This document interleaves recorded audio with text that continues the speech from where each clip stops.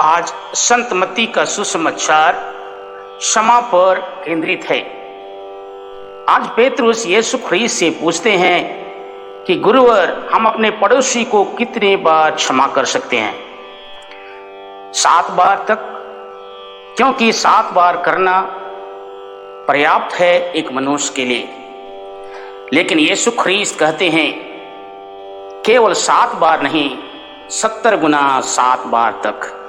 अर्थात हम अपने पड़ोसी को निरंतर अनंतहीन बिन गिनती की भी क्षमा करें। यीशु ख्रीस्त ने इसका उदाहरण क्रूस के ऊपर से हम प्रत्येक जन को क्षमा करते हुए कहते हैं, हे पिता, इनको क्षमा कर देना, ये नहीं जानते हैं कि क्या कर रहे हैं। एक ख्रिस्ती के लिए इससे बड़ा चुनौती नहीं हो सकता है। प्रेम करना, सेवा करना, दया करना, कार्य करना सहज है, लेकिन क्षमा करना सचमुच में बहुत कठिन है। इसलिए आइए एडी माँ से आज का सुसमाचार को सुनते हैं।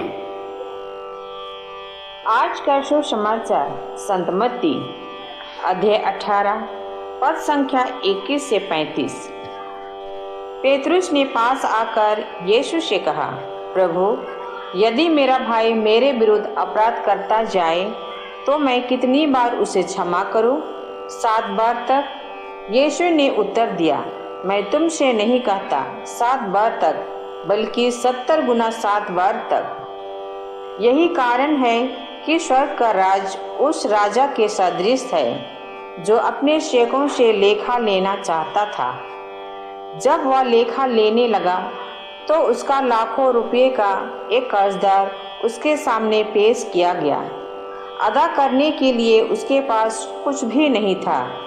इसलिए स्वामी ने आदेश दिया कि उसे, उसकी पत्नी, उसके बच्चे और उसकी सारी जायदाद को बेच दिया जाए और ऋण अदा कर लिया जाए। इस पर वह सेवक उसके पैरों पर गिरकर अनुनय विनय करने लगा, मुझे समय दीजिए और मैं आपको सब चुका दूंगा। उस सेवक के स्वामी को तरस हो आया और उसने उसे जाने दिया और उसका कर्ज माफ कर दिया। तब वह सेवक बाहर निकला तो वह अपने एक सह सेवक से मिला जो उसका लगभग 100 रुपये का कर्जदार था। उसने उसे पकड़ लिया और उसका गला घोंट कर कहा, अपना कर्ज चुका दो। सह सेवक उसके पैरों पर गिर पड़ा और यह कहकर अनुनय विनय करने लगा, मुझे समय दीजिए और मैं आपको चुका दूंगा। परंतु उसने नहीं माना और जाकर उसे तब तक के लिए बंदी गृह में डलवा दिया जब तक वह अपना कर्ज ना चुका दे।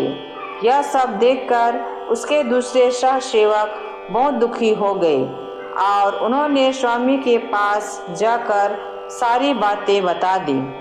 तब स्वामी ने उस सेवक को बुलाकर कहा, रे दुष्ट सेवक, तुम्हारी अनुनय विनय पर मैंने तुम्हारा वह सारा कर्ज माफ कर दिया था। तो जिस प्रकार मैंने तुम पर दया की थी, क्या उसी प्रकार तुम्हें भी अपने सह सेवक पर दया नहीं करनी चाहिए थी? और स्वामी ने क्रुद्ध होकर उसे तब तक के लिए जल्लादों के हवाले कर दिया जब तक वह कौड़ी कौड़ी ना चुका दे। यदि तुम में हर एक अपने भाई को पूरे हृदय से क्षमा नहीं करेगा, तो मेरा स्वर्गीय पिता भी तुम्हारे साथ ऐसा ही करेगा। आज का दिव्यवाणी मुझे, मेरे बच्चे और मेरे परिवार को आशीर्वाद से भर दे। आमीन।